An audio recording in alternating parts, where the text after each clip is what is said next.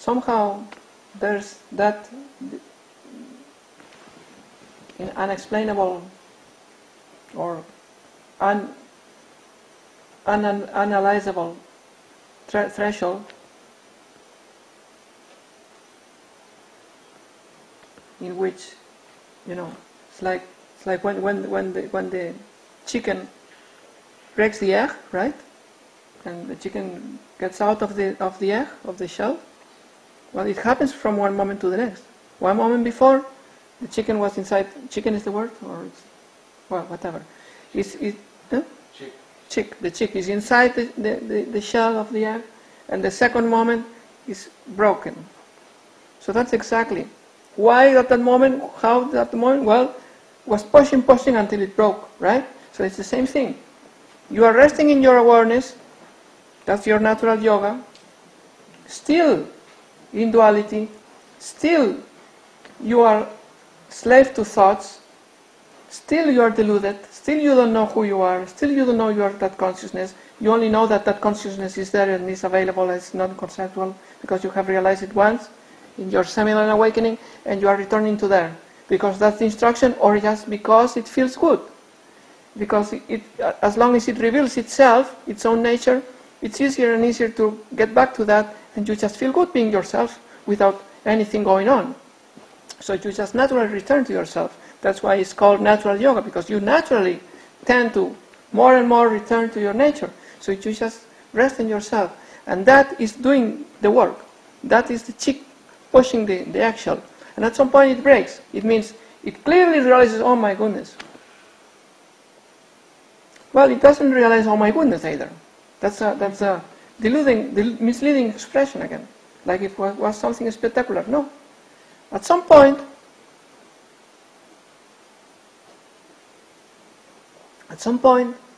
simply, the mind drops. All external activity, all the fascination ends. Simply that. Consciousness has seen itself so clearly, so directly, so purely, so intensely, so deep, that its display, its projection pales and fades and drops. And then you're free. That's liberation. You're free. You don't need to rest on, you don't need to chase anything else, anything. You don't need to chase after anything, because you're resting on yourself. You have it all. And now you see, you know, without knowing, without thinking, you know that you are that. You know that you are that ground. You are that awareness. I have to add that at that point that I used the analogy of the chick breaking the egg shell. At that point, the yoga per se, the activity of self-abidance, the witnessing itself, drops too. There's no self-abidance anymore, in a sense of you doing something, you taking yourself by the hand, returning to your own awareness. There's no effort anymore, and there's no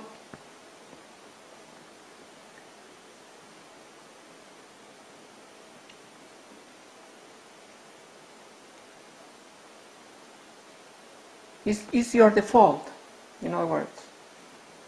Resting in consciousness is your default, and then default is what I said before, your home. You have made home for yourself.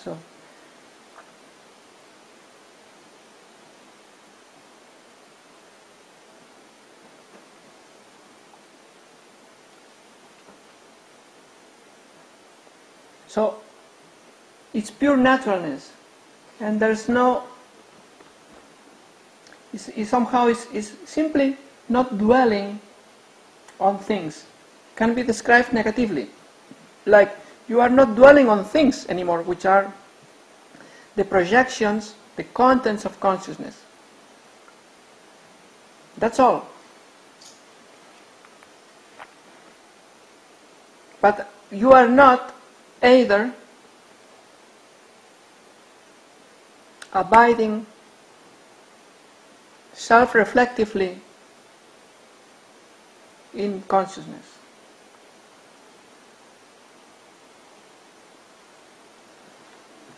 As it was a moment ago.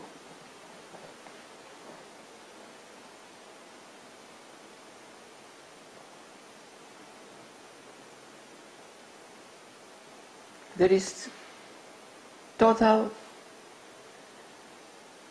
flexibility, freedom.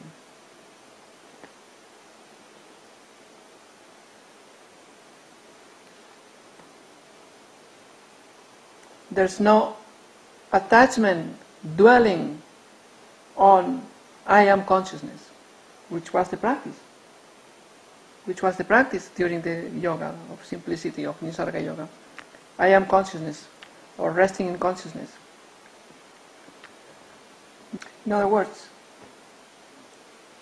there's no resort to witnessing anything, not even consciousness. But consciousness has been realized, fulfilling its own condition, so that deludedness, delusion, clinging to appearances has dropped,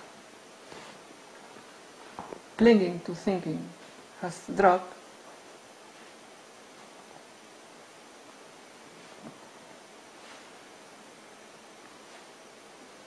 and what is left is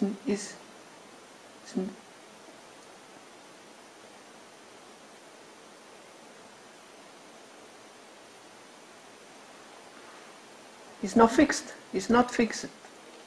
What is left is not fixed. It is spaciousness. There's no place where is now consciousness fixed. It's not fixed on itself, neither is fixed in objects.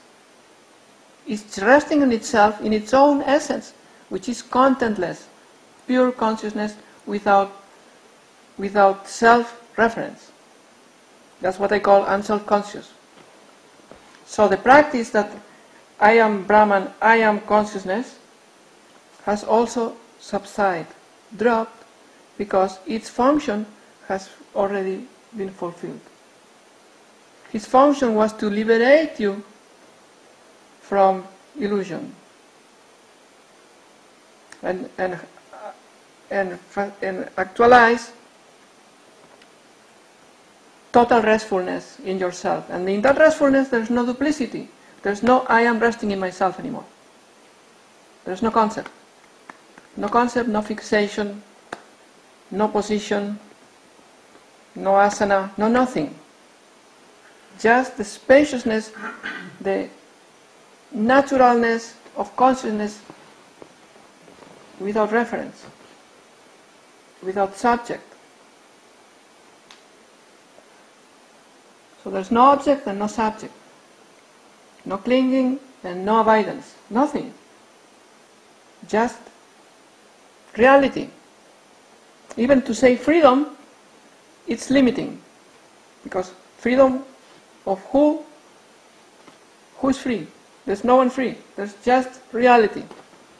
Reality left to itself. That's all. That's liberation, if you want, or freedom. But it's misleading because we personalize it. No. A hole has born. A hole has born.